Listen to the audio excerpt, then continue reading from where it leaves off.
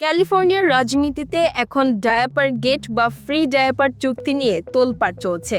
Governor Gavin নিউসামের একটি নতুন কল্যাণমূলক উদ্যোগ এখন খোদ তার নিজের দলের ডেমোক্রেট এবং বিরোধী রিপাবলিকানদের তোপের মুখে পড়েছে। প্রায় $20 মিলিয়ন এই বিশাল প্রজেক্টের পেছনে গভর্নরের স্ত্রীর সংশ্লিষ্টতা এবং করদাতাদের টাকার অপচয়ের অভিযোগ তুলে দুই পক্ষই একসুরে বলছেন এটি মোটেও ভালো কিছু নয়। আসলে কি এই চুক্তি আর কেনই বা এটি নিয়ে এত বিতর্ক?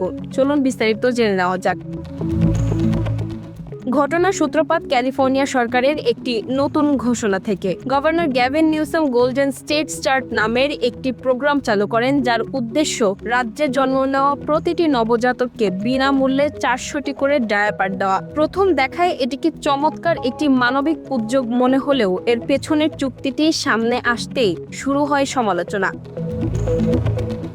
এই ডায়াপার সরবরাহের বিশাল চুক্তিটি দেওয়া হয়েছে বেবি টু বেবি নামের একটি অলাভজনক সংস্থাকে। আর এখানেই তৈরি হয়েছে আসল বিতর্ক, কারণ এই এনজিওটির নেতৃত্বের সাথে ক্যালিফোর্নিয়ার ফার্স্ট পার্টনার অর্থাৎ গভর্নরের স্ত্রী জেনিফার সিবেল নিউসামের দীর্ঘদিনের ঘনিষ্ঠ যোগাযোগ রয়েছে। সমালোচকরা অভিযোগ করছেন কোন রকম উন্মুক্ত প্রতিযোগিতা বা স্বচ্ছ টেন্ডার ছাড়াই এই সংস্থাকে কোটি কোটি ডলারের চুক্তি পাইয়ে দেওয়া হয়েছে। প্রথমে সোশ্যাল মিডিয়ায় ভাইরাল হওয়া কিছু পোস্টে দাবি করা হয়েছিল যে প্রতিটি ডায়াপারের জন্য রাজ্য সরকার প্রায় 50 সেন্ট খরচ করছে, যা সাধারণ বাজারের চেয়ে অনেক বেশি। তবে পরবর্তীতে ক্যালিফোর্নিয়া প্রশাসনের পক্ষ থেকে ব্যাখ্যা দিয়ে বলা হয় ডায়াপার প্রতি প্রকৃত খরচ 15.5 থেকে 18.5 সেন্টের মতো, কিন্তু তাতেও খুব কমেনি। ডেমোক্রেট ও রিপাবলিকান রাজনীতিকদের মতে যখন ক্যালিফোর্নিয়া বড় ধরনের বাজেট ঘাটতির মুখে রয়েছে, তখন এই ধরনের প্রশ্নবিদ্ধ চুক্তি এবং সম্ভাব্য স্বজনপ্রীতির কারণে জনগণের ট্যাক্সের টাকা অপচয় হচ্ছে।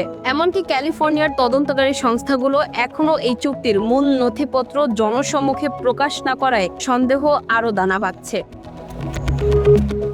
জনগণের টাকায় এই ধরনের ফ্রি ডায়াপার প্রকল্প এবং এর সাথে গভর্নরের স্ত্রীর সংশ্লিষ্টতাকে আপনারা কিভাবে দেখছেন? এটি কি আসলে একটি মানবিক উদ্যোগ, নাকি এর আড়ালে রাজনৈতিক কোনো সুবিধা লুকানো আছে?